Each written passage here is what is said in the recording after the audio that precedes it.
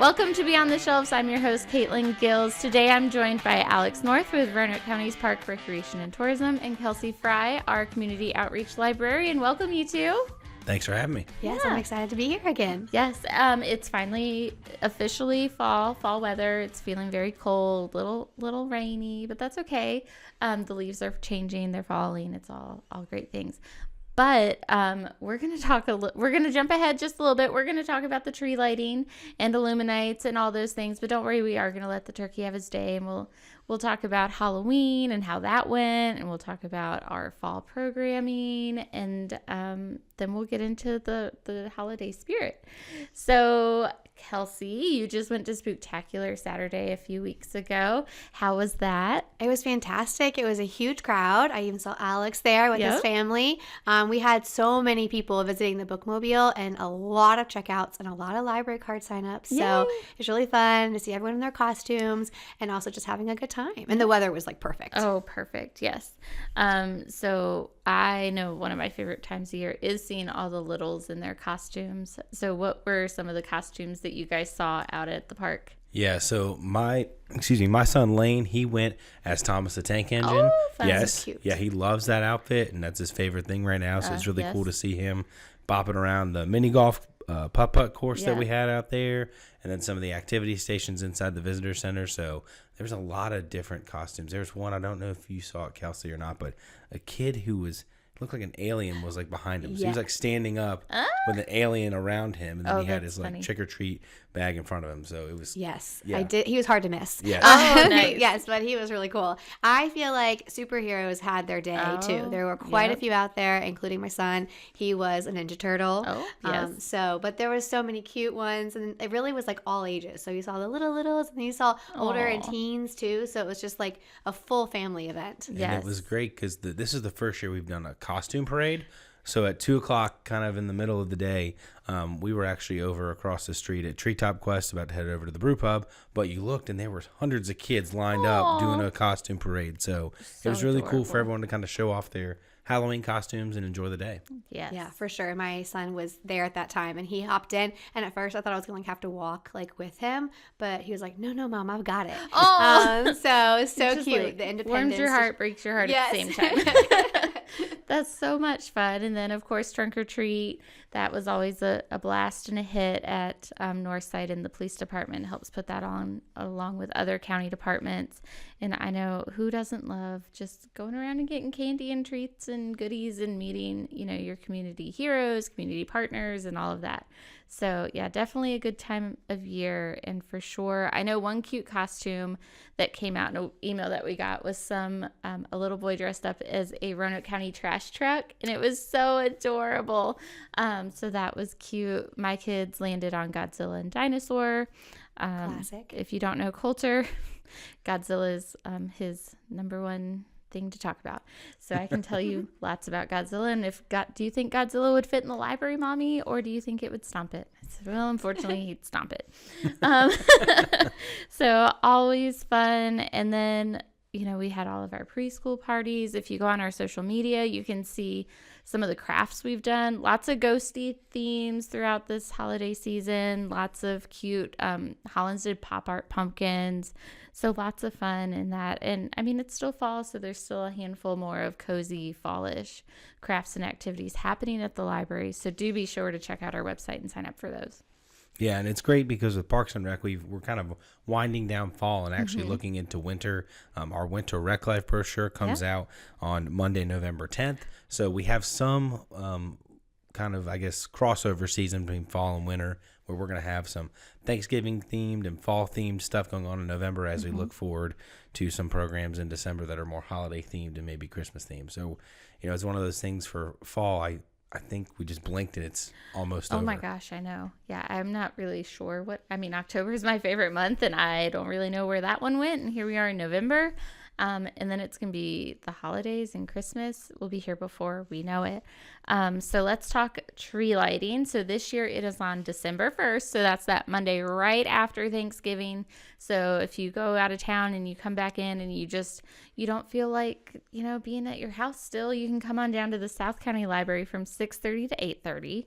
And we're going to have so much fun. The after school kids are going to sing us carols to get us in the holiday spirit.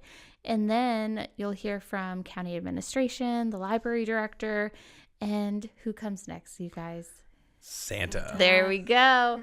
So Santa will come, and my favorite part is to stand like kind of behind where the tree is and watch when Santa pulls up, and then everyone kind of rushes Santa. And of course we have a wonderful holiday elf escorting Santa through the library to make sure that, no one gets tripped. It's great because we have the Cave Spring Volunteer Fire Department. They always participate with their fire truck that Santa arrives on. So that's a really, really special moment. I know when we flip the lights on the tree, that's the next thing. Everyone's waiting every year for the fire truck and the sirens of the engine to come through. And that's when the event's really kicked off. Yes, and the holiday spirit is there. The library will be decorated, and it is just that the flipping of the lights, and then automatically hearing the siren is such a magical moment. Yeah, I'm sure it's like a core memory for a lot of kids. I hope that's what mine to say in years to come. Yes, I agree with you. And then of course the hot cocoa.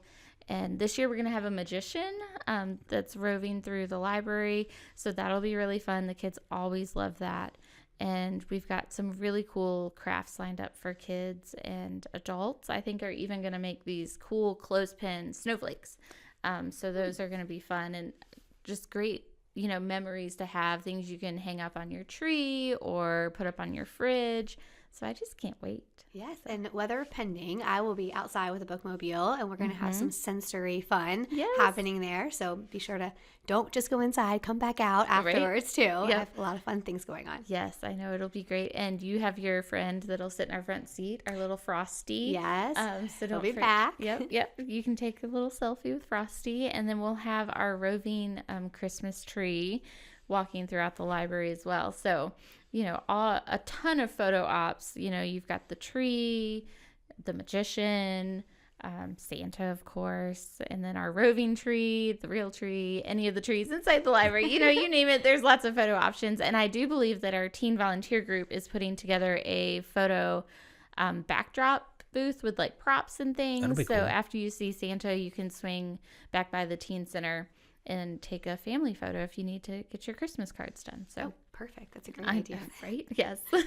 Perfect timing. I know. So that really kicks off the holiday season for Roanoke County. But then throughout the entire season and even before the tree lighting, we have Illuminights. Yes. Illuminights is back. Tickets are on sale now. They started going on sale on Saturday, November 1st. So you can go to RoanokeCountyParks.com/Illuminights to purchase those in advance online. The event runs on opening night is November 22nd. Then we take a few days off for Thanksgiving, and then we're back open on November 28th through the 30th. And then we're open December 5th through the 7th, and then the 12th through the 23rd. Take a little bit of a break for Christmas, operate the 26th through the 28th, and then for the first time in a while, we're actually operating in January from January 2nd through the 4th. So with the way the school calendar fell and also with some different things we've heard and feedback in the past, we're opening up that last weekend as people go back, traveling, after Christmas for the holidays or maybe have family in town. And it's going to be a great season this year at Illuminights. So what's new? Anything new? Or Yes. So we have over 650,000 lights as usual. We have some new lights, displays, and themes. So we're going to be going the normal route. So for those of you who have been to Illuminights, when you go under the snowflake arch, you'll check in your tickets and you'll go to the left. That's what we call our normal route because that's what we did the first few years. And so the new themes we have this year, we have our typical Christmas traditions and winter animals, but there's two new themes. One is the VA 250, so the celebration of America in Virginia is coming up. So we're going to have some patriotic themes there in the middle of the trail. Yeah. So that'll be really cool. And then we also have a new under the sea, kind of underwater theme as well right before you go through the RGB tunnel. So it's going to be a great little area really in the middle of your experience where you're going to get to see some new displays and some new lights before we transition to nature and outdoor adventure towards the end. Ooh, fun. Yes. I think my all-time favorite will forever be the polar bear because it's just so stinking cute. And it's so big. And the first year we went with Connor, he was terrified. And then last year he was better. So I'm thinking this year I'm going to be able to get that magical picture that I want of the boys with the polar bear. And it's going to be perfect. Awesome. Yeah. I can see it. It's really going to happen. It's really great because, you see families and, people in the community who come out every year and make this one of their traditions during the holiday season. And it's great to see all the faces of people light up when they enter the trail or throughout the whole experience. Because, we don't have brand new lights and a new trail every year. We move stuff around. Right. So it's really cool to see, people's reactions and say, oh, I remember where that was. And the bear is definitely a huge hit for that. Is it a polar bear? Am I wrong? Yes. It is. Okay. Yeah. Because after I said that, I was like, oh, is it? It's a polar bear. It's got a fish in its mouth. Yes. It's if you've seen it before, you would definitely think it's more of a polar bear. It's open to artistic interpretation. Oh, thank you. Yes. We'll run with that. Yeah. But it's great because, this event, we see 50 to 60,000 people a year, and, we're looking forward to having another great year this year. Yeah. We not only have the Walk of Lights Trail, but that's paid admission. We have tickets for $18 for ages 16 and up, and then for ages 3 to 15 are $8. So you can purchase your tickets online in advance, but then once you're done, we'll have food vendors there. We'll have Grandpa Ike's mini donuts, the coffee bus. We'll have some hot cocoa. Coffee. Yep. And then we'll have Two Roosters kettle corn, which is one of my favorites. So good. So that's going to be great. Twin Creeks Brew Pub will be open on select nights.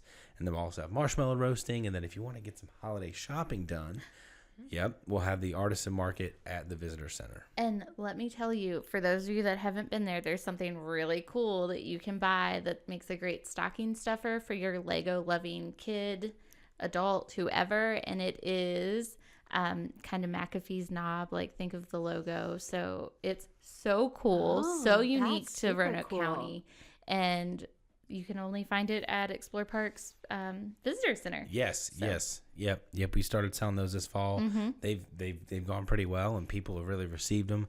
It's great because we have our Roanoke County logo that's on sale. We have the McAfee knob logo, so kind of a 2-for-1 there. And then stay tuned for maybe on our social media. We may be having an Illuminights themed Lego set, custom brick set coming up. Who doesn't want that? How cool would it be when we open up New Hollands to maybe have a Lego set for that, and we just have a whole county-themed Lego set? I mean, Legos are big in my house. I'm sure they are in many people's houses. The little pieces, stepping on them, all the fun things. We just did the haunted house. That's like the 3-in-1. So this year we'll do the haunted house. Next year we'll do the pirate ship. So that was fun. All the kits. So, yeah. Who gets to display them at your house? Do they stay up or do you take them apart? So it depends on who touches them first, because sometimes Connor wants like the spaceship to really be a spaceship and it goes flying through the air. Nice. And then it's in a bunch of little pieces and we get to redo it. So it kind of varies. Yeah. The haunted house did get to stay up because I put it up high. There you go. Okay. Because I was like, no. But yeah, I definitely want all of those ones at Explore Park. They're on my Christmas list. Yeah, that's really cool. Yeah, it's great because we have items that have some Illuminights logos on them, like Christmas ornaments. I know me and my family, we get one of those every year to kind of commemorate the season, and then we'll also have some other branded apparel and things as well this year. But then we also have our local and regional artisans who really make up the artisan market. Oh, for sure. Yep, there's beautiful pieces of art and crafts and all of that are buy local. Stays in the community, it supports these local artists, and I think it's just a really neat opportunity that you have after you do Illuminights, or if you're just stopping by Explore Park to go to the brew pub. Yeah, it's great because you're really shopping local and providing these artisans with really pouring back into the community and being able for them to share some of their talents and being able to turn that into somewhat of a business is really cool. And speaking of, we'll have Small Business Saturday with expanded hours on Saturday, November 28th. So we're looking forward to having that. and it's going to be a great day for folks to come on out to shop and support local that Saturday after Thanksgiving. Yeah, and speaking of Small Business Saturday and Black Friday and Cyber Monday, don't forget the library has the best deals around because, fun fact, everything's free. Like, you don't have to pay for anything. We can just give you a library card and you can watch TV through Hoopla. You can watch some of the latest shows. You can listen to the new Taylor Swift CD for free with your library card on Hoopla. Libby, all the audiobooks you could possibly want. Same again with Hoopla. And of course we have, like your own free version of Blockbuster. If you go to any library location, you can get those DVDs, and of course, always the books and the library things collections. So all those fun things. So don't forget, save money as you're doing your holiday shopping by stopping by the library. Perfect. So something else that you guys, I think, brought back last year at Illuminights is a sensory-friendly time. So do you want to talk a little bit about that? Because I think that's a great resource for our community. Yes. So our Therapeutic Recreation Division works with our Illuminights staff every year to host a sensory-friendly experience at Illuminights. This year it is on Sunday, November 30th from 4 p.m. to 6 p.m. Folks can register by calling our Therapeutic Recreation Division. All that information will be online at RoanokeCountyParks.com/Illuminights. But what that is, it's really a way for folks in the community who, may have some light and sound sensitivities or want to enjoy the event without all the flashing lights. We turn all the music down. We turn all the flashing lights down or off, and really give those folks in the community a chance to experience Illuminights, which that's one of the, best ways for us to kick off early in the season. And it's been a great program for our Therapeutic Recreation Services Division. And we also have our TRS division also has an art show coming up in the middle of November for folks who want to, showcase their art in our TRS division. And if you want to go stop by the Brambleton Center, that's coming up on November 15th. So they have a very busy month in our TRS division. And the Sensory-Friendly Night at Illuminights is one of our favorite events of the year, not just for Illuminights, but for them as a division. Absolutely. Speaking of the Sensory-Friendly Hour or tour at Illuminates, makes me think of our new club that's happening at the South County Library called the Adult All Abilities Club. And this is going to kick off December 10th from 11 to 12 at the South County Library. And it's really meant for adults with all abilities and developmental disabilities to come by the library each month for a new activity, and it's intended for participants 18 years and older, and caregivers of course are encouraged to attend as well. And to start everything off, they're going to get a tour of the library to just see all kind of the ins and outs and see all of our different resources and learn about everything. So this is something new, and it will spread to the other locations as the 2026, which is right around the corner, gets nearer. So you'll start seeing it at other locations as well. So really cool things that we're offering for the community. I think both of our departments do a really great job of making sure that we have something for everyone. So super excited about both those things. Yeah, very cool. Yeah. Well, Kelsey, your bookmobile season is kind of wrapping up as it gets a little bit cooler. I will say the bookmobile is going to be rewrapped. If you've seen it out and about, you've noticed that it's missing a little bit of a wrap. There was a little bit of a incident a couple of months ago. So that's going to be fixed, and then it'll be all clean, shiny, and new, and we'll see probably it more out and about in the springtime, of course. When it warms back up a little bit, I'll be right back out on the road. Yep, I feel like one of your first events will be the Easter egg hunt, or the Easter egg drop. Yes, it's say. crazy that we're even. I know, like, why is that word even coming in? Well, when I ordered our holiday cards for staff, I was like, why am I ordering these already? Why is it here? So, but I think we're going to have a great fall and December season. And I'm going to do a plug for our next podcast. It's going to be very special. It's going to be live-ish. It's going to be recorded. There's going to be a video. And we're going to be up at the Bent Mountain Library. And we will have special guest John Murrell joining us as he is working on the Bent Mountain Library facade. So it's going to be fun. Sarah Gilmore from planning, y'all remember her from a couple episodes back. She will be joining us, and we're going to talk about how the process for all of the murals in Roanoke County has gone from start to finish, because John's will be wrapping up towards the middle of December, so I can't wait to see that. That'll be great. Yeah, that's so exciting. Yep, it's going to be fun. So if you're wondering why we're talking so much holiday, it's because we do have a special episode coming up. And then if you remember last year, we did half of our episode. We had a special guest read 'Twas the Night Before Christmas, and that will be back again, included on that episode. So you'll have to stay tuned. Yeah, so much to look forward to. I know, but thank you guys for joining me, and I hope everyone has a good start to their holiday season. Thanks as always for having me. Yeah, thanks for having me.